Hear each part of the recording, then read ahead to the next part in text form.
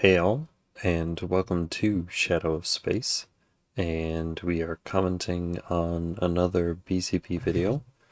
This is called CNN Anchor Stunned After Desperate Democrat Exposes Her Own Party as Republicans Surge in Polls. This was uploaded May 11th. This is being recorded May 12th, and link is in the description.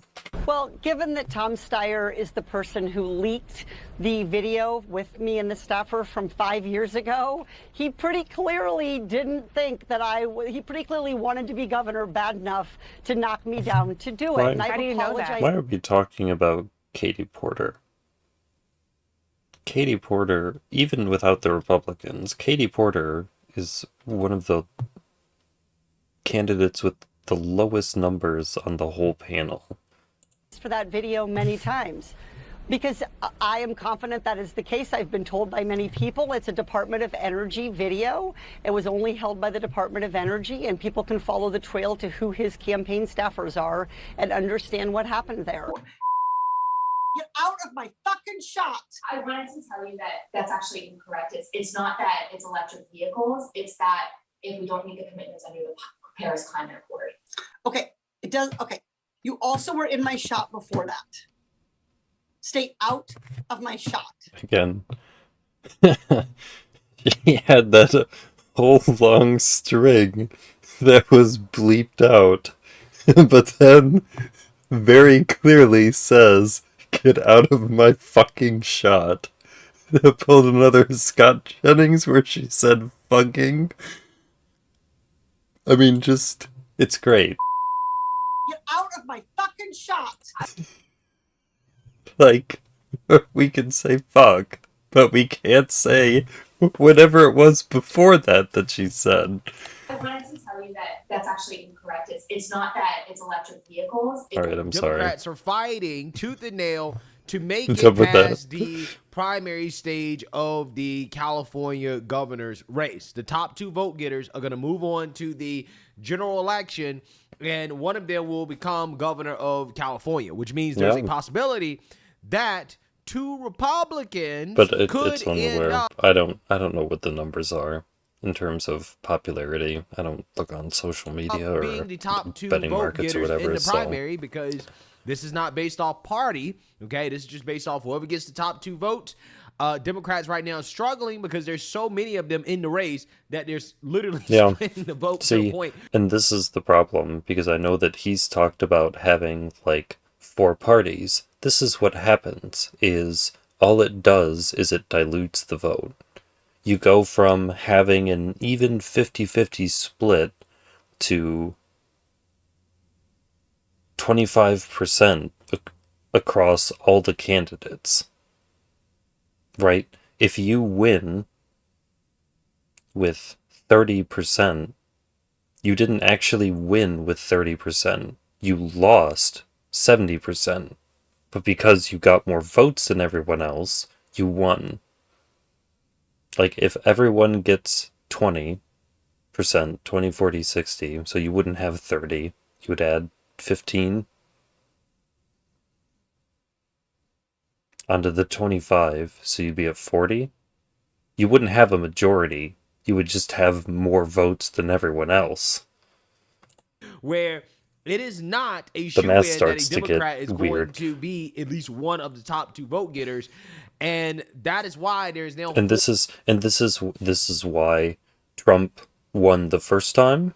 This is why Joe Biden lost. This is why Donald Trump won again. It's the lesson that Democrats do not learn, is that Full-blown panic within Democrat Party circles about California potentially having a Republican governor. And to make it even worse, Democrats are not attacking Republicans. They're attacking themselves, right? Wow. Their votes are divided. The phrase is go for the goal. They have to just stick behind one candidate, but they can't do that because their ideals, what they think the party stands for, is so vastly different between even just two people in the Democrat Party, there's no unity. There's no agreement. They can't actually agree on the proper direction that they should go. Not go for the silver. But when it comes to the race for California governor, both phrases are key. For the Republican candidates, Chad Bianco and Steve Hilton, they are the only Republicans in this race. And if they can earn the most votes, first and second place, this June for the primary, a Republican will become California's next governor. But what about all of the Democrats running? In fact, 18 pages in your voter information guide. There are so many running that they are diluting the votes. They're fracturing. All right, 18 pages? That's 3 whole pages on each individual candidate. That's so much. Vote, pulling each other down so no one has a strong enough lead to be one of the top 2 vote getters, as you see with these numbers. Now, remember, as we talked about last night, we looked into California's top 2 primary system, which means the top 2 vote getters move on to the general election in November, no matter the party. So, yes, 2 Republicans could likely face off against each other in November, and all of those Democrats would be out. You may say, there's time. It's only May 5th, and the primary is June 2nd. But early voting is already open. It opened yesterday, so people are voting now if they choose to vote early. The latest poll from Evataris released yesterday puts Steve Hilton, Chad Bianco, the Republicans, and Democrat Javier Becerra as the top vote getters right now. Why? It is so hypocritical. Isn't he a billionaire? Why are you putting a billionaire in office? Why does he have the most support among the Democrats? They're all hypocrites. The people who think that billionaires ruin everything and they need to pay their fair share are literally going to elect a billionaire to save their state. What am I missing? Now, the rest of the Democrats are split. Yeah. So to make this even worse for Democrats who are currently struggling, right, it's basically a toss-up as to whether or not a Democrat is going to finish in the top 2. It could be Chad Bianco and you have I have no idea who Steve Hilton is. I don't know what he does. He has an English accent. So you have the Englishman, you have the retired sheriff, and you have the billionaire. Those are your options. The rest of the Democrats are split. And Katie Porter.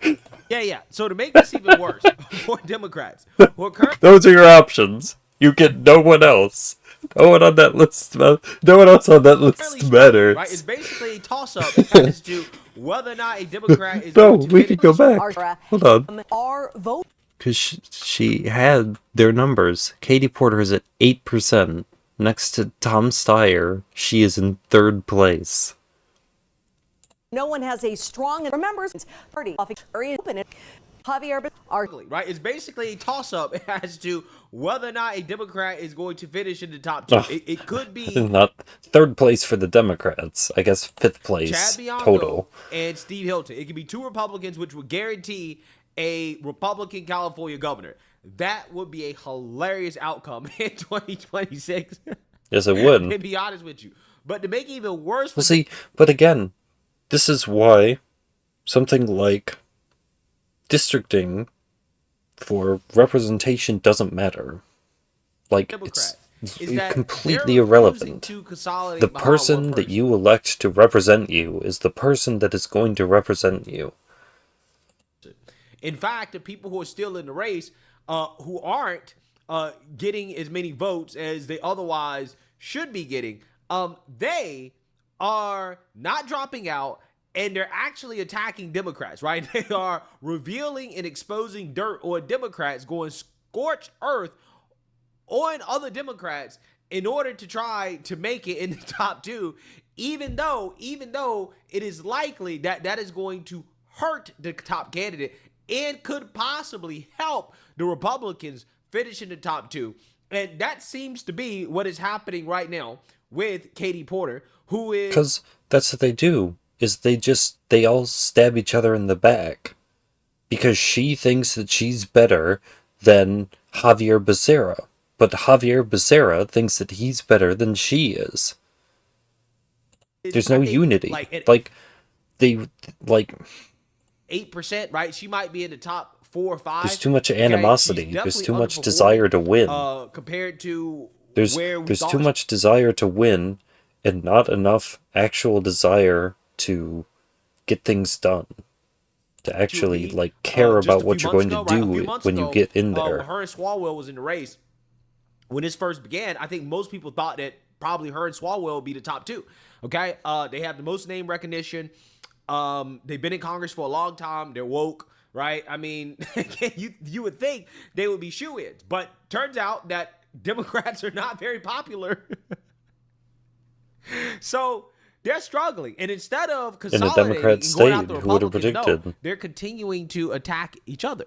And it seems like Katie Porter here is basically going to tank the Democrats' chances because she's losing, right? So she's basically going to destroy everybody because she currently is not winning. Because apparently Ozempic Katie isn't eating much of anything nowadays except home party, right? Ozempic Katie is eating Democrats nowadays, right? That's her main diet. Democrat donuts. Our support is growing for one of the candidates that you alluded to, the former Congressman, State Attorney General, and HHS Secretary Javier Becerra. At CNN's debate earlier this month, some of your fellow competitors pushed him a little bit on the fact that his former chief of staff pleaded guilty to charges related to stealing money from Becerra's campaign account. Here's what he said. If you violate the law, you will be prosecuted. No one is above the law. You will be held accountable. If I had been involved, the U.S. attorney would have... That one guy who shot that girl the other day the other day in the story before this, he didn't go to court. He isn't on trial. He isn't being held accountable for his actions. We don't know who did it. Have had me in that indictment. I was not involved. Is that sufficient? So people who should go to court to be held accountable don't get sent to court to get held accountable all the time. It's silly. It's not. Look, there is still an active investigation going on. 2 of the 3 people who were initially implicated are negotiating plea deals. And in those plea deals, they could name Secretary Becerra. I don't know if they will, but that is a risk. And so I don't want to see what happened with Eric Swalwell, what happened with Javier Becerra. Wow. This race is too close, it's too chaotic, and there's no reason to take a risk. Look, the simple fact is Secretary Becerra cannot promise... See, but there's always reason to take a risk. If there's a chance that it'll work, then why wouldn't you take the risk? Californians that he will not be named as a co-conspirator in this corruption charge. It was his campaign account. He signed off on it. It was his 25-year chief of staff who was receiving the money via this scheme. There's just too much of a risk there for me, given the stakes of having the potential to have a Republican in charge of California. We have a top 2 primary. If we make the wrong choice... This is the wrong way to think about it. Why wouldn't you get a Democrat in there and then use the information as blackmail or leverage in order to get him to do things that you wanted him to? Why would you stab him in the back if your goal is to hurt the Republicans, is to weaken the Republicans' chances? At this point, what should really happen is some of the weaker candidates should endorse Becerra and the other guy, I can't think of who it was, who was at 17%. Endorse one of them so that your people know who to vote for, and just drop out. Like, I don't understand what all 6 of you staying in the race does. There is no right other than it dilutes the vote. Process. You are stuck, which has already been with said. The other top 2 candidate, which looks like it's going to be Republican Steve Hilton. So I do not think that is a risk Californians should be taking. And just to be clear, he has said multiple times, including at CNN's debate, that he did nothing wrong. Are you saying that you don't believe that that's true? He said if someone has broken the law, they should be held accountable, which is a generic statement of truth that I would agree with. He has said at times that he didn't know about the money. He had no, quote, no vision into what was going on. And at other times, he's admitted that he signed the papers showing that $10,000 a month was going out for account maintenance. But he had another campaign account. Well, he could have known that it was account maintenance, but not realize that he was getting scammed. That's sort of the idea behind scams, is that you're not supposed to realize you're getting scammed, because that's usually the point where you stop participating in the scam. Where he was paying $1,000 a month for maintenance. Why would you be paying 10 times more? It just raises a lot of questions. I do not have the facts here, but the people who are currently negotiating... And yet you're running for office, and not only are you running for office, but you're taking one of your fellow candidates, potential candidates, and you are literally smearing them with this case. In Sacramento do, and if they implicate him, I have zero doubt that he will be indicted. So we just don't know where this is going. It's still an open issue, and I think at this point, this close to the end of the race, with our top 2, with no possibility for a write-in, I think it's too big of a risk to take. Wow, politics is crazy, man. It really is a dirty, dirty, dirty game. And just because you're on the same team... No, it doesn't have to be. It only is if you're a hack, and this is the only way that you can think to play it. That doesn't mean that your teammate is going to look out for you, or that they're not going to stab you in the back or try to bring you down if you are a threat. It just means that she's a tyrant. It just means that she's a dictator. It means that she treats everyone this way. Everyone who will work under her will get this sort of treatment, will get this sort of harassment, to their will get this sort of assault. A threat to their career advancement. That's essentially what Katie Porter is doing right now. Okay, because Javier Becerra, who used to be the health secretary under Biden, and again, I'm not a fan of any of these people. I am a neutral observer, just narrating the Democrat Civil War, right? That is who I am. Okay, I'm just narrating. I'm not defending anybody here. But what Katie Porter is doing is that she's stabbing Javier Becerra in the back for her own personal gain, right? She's basically trying to imply that he could be indicted in a scandal involving his former staffer, chief of staff, who... Because, like, why do you think that would get you or the next top person more votes? Why, if you were a Democrat voting for him and you heard this information, why wouldn't they be swayed at that point to vote Republican? Why would they continue to vote Democrat? Got caught committing conspiracy to commit bank and wire fraud. I mean, basically, if you're going to sit here and say that Trump knew more about Epstein, if you're going to say that Trump should be tried because he knew more about Epstein than he let on, then, like, do you know information about this stuff that he was doing?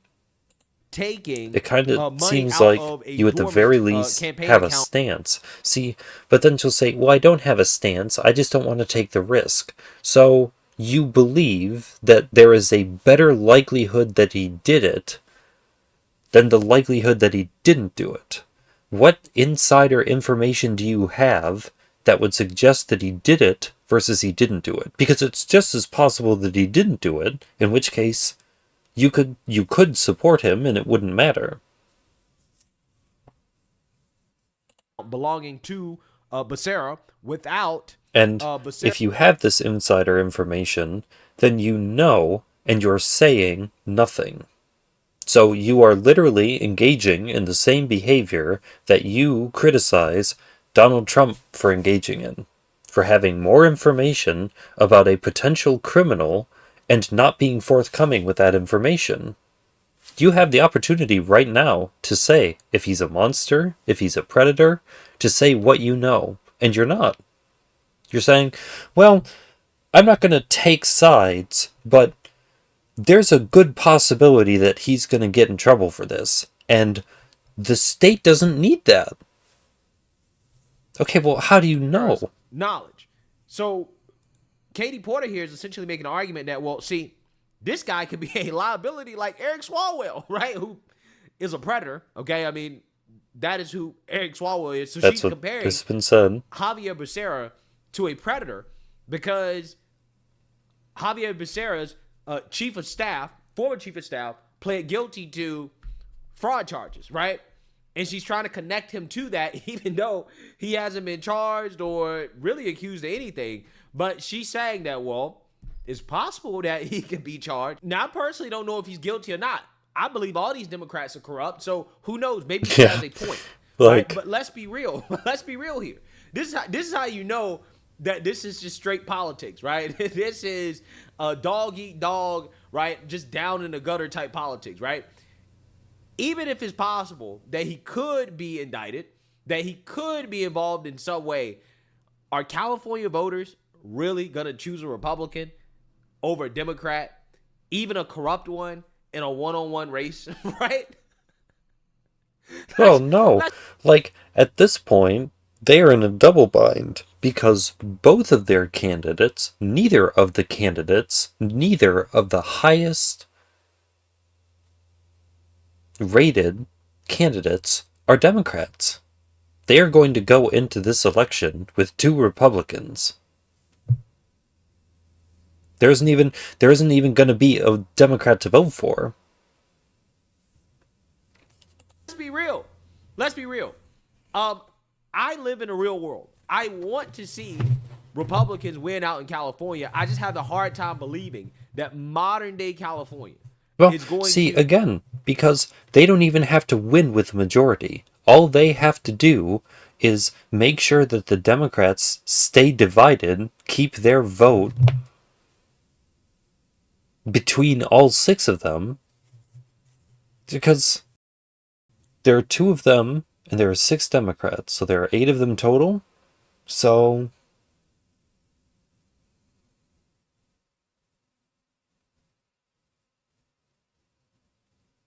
oh boy, I have no idea what percent that would be. I could look it up.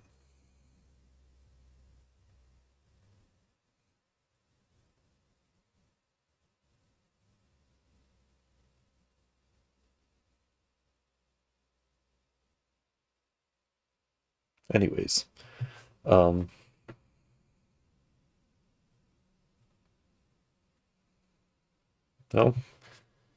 let's do this. So, if you split the whole population, then every candidate gets 12.5% of the vote.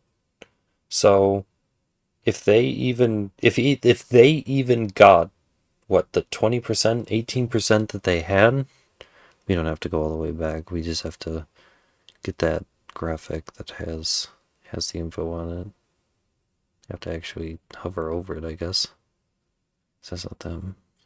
Oh, it doesn't. Oh, it didn't actually say. It just had their pictures. I mean, the person with 12 is getting their vote, right? They are getting, like, if they were closer to 13, if they were at 13, 12, they're probably rounding down, so they probably aren't close enough to it. But, like, Katie Porter isn't even getting the 12.5% that she should be getting if the population was completely divided amongst the candidates. The only person who's getting the votes that they should is Becerra. And even then, he doesn't have a lot more.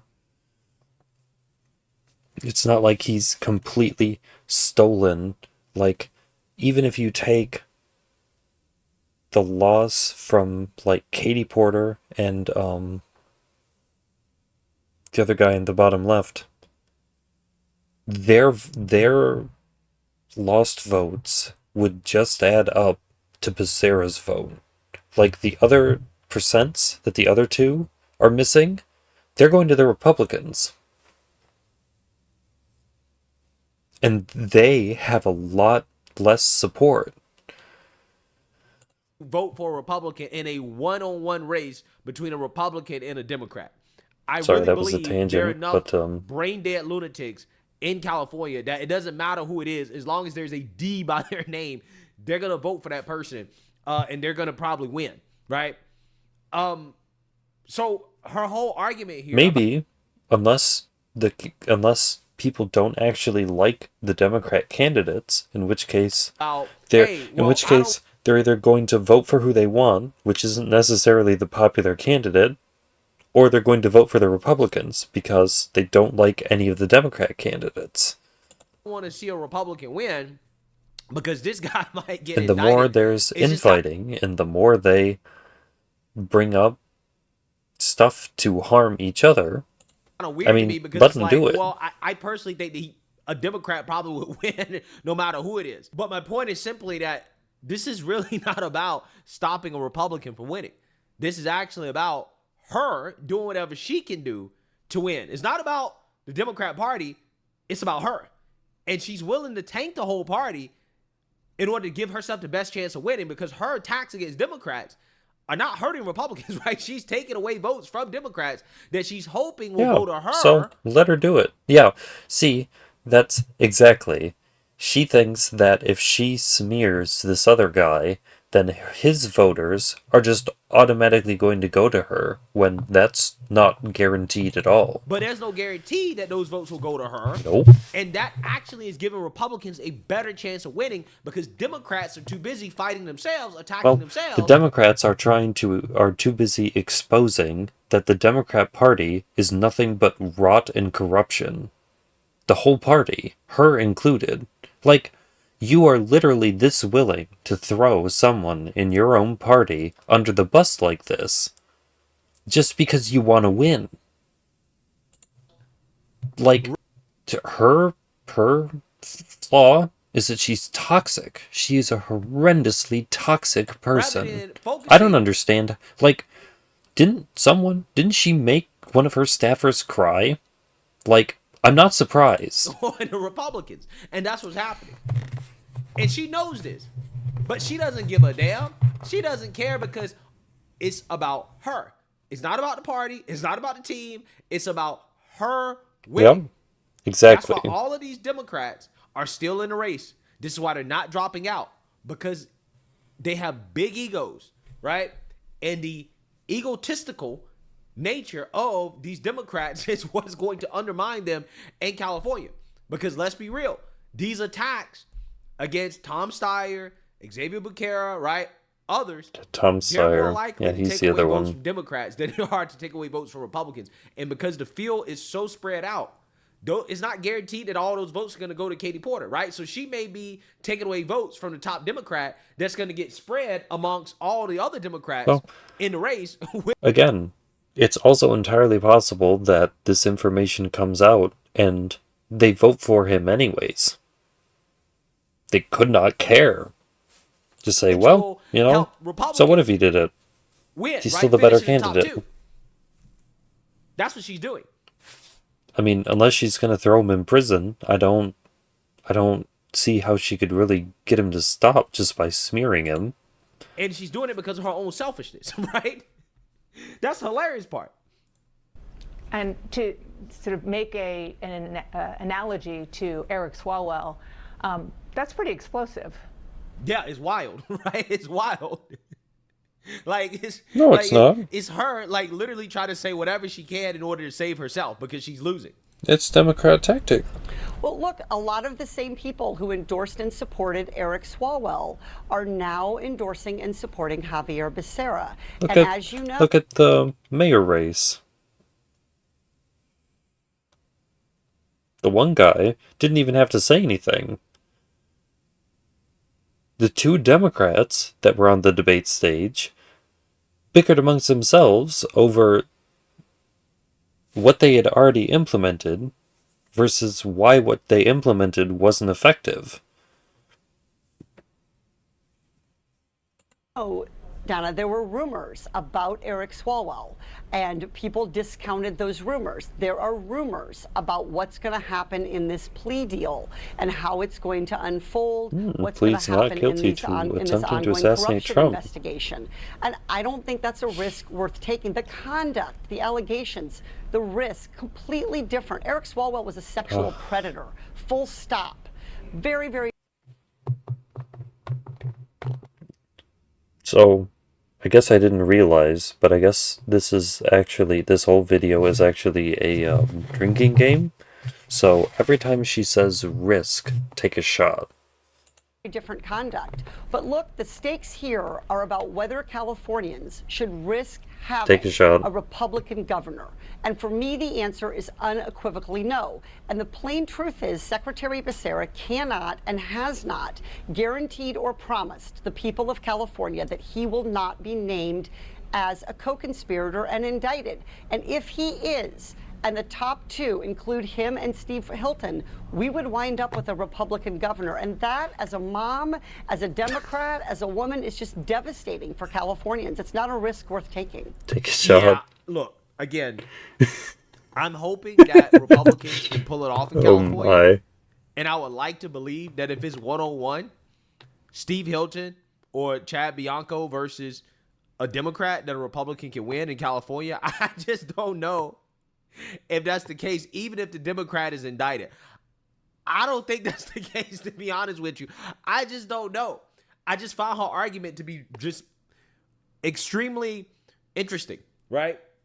Because I think it's more likely the case that what she's doing is going to result in what she claims she's trying to prevent. What she's doing is more likely. Because, like, you have the Democrat journalists who were getting attacked for being at the correspondence dinner. Like, the left gets attacked by their own all the time. Like, this shouldn't surprise anyone. This should be surprising to no one. From the top Democrat in the primary, and it's going to spread out those votes to other Democrats who are not going to have enough votes to finish in the top two, which is going to guarantee California a Republican governor. And I don't think she cares, because ultimately she's willing to take the whole party in order to give herself the best chance of winning, right? But well, she'll pretend as if it's about... Some people are like that, where when they start to lose, they say, well, if I'm going to lose, then I'm going to take everyone with me. It's why they say, it's why the phrase is, they're a danger to themselves and others. Preventing a Republican because from winning. That self-destruction doesn't necessarily only turn inward. It can turn inward towards like a group or turn towards an individual. Is really about herself, right? That's what it comes down to. This is just desperation. Now, again, I'm not saying the dude's innocent. I don't know. But I'm just telling you that I just find her argument here to be straight. If you don't know, then he could be or he couldn't be. Why would you assume and act like he was if you didn't actually know? There are other Democrats, of course, in this race and doing relatively well, including Tom Steyer. He just did an interview with Pod Save America where he said he was the only candidate who could stand up to corporate interests. He was asked specifically, well, what about Katie Porter? This is what he said. She's hostile to special interests, but she doesn't have your money to get ads up, right? That's a real thing. So the question is, can someone win and do this? That is the actual question, John. Not can someone be good-hearted. There are lots of good-hearted people who I would be someone is going to win.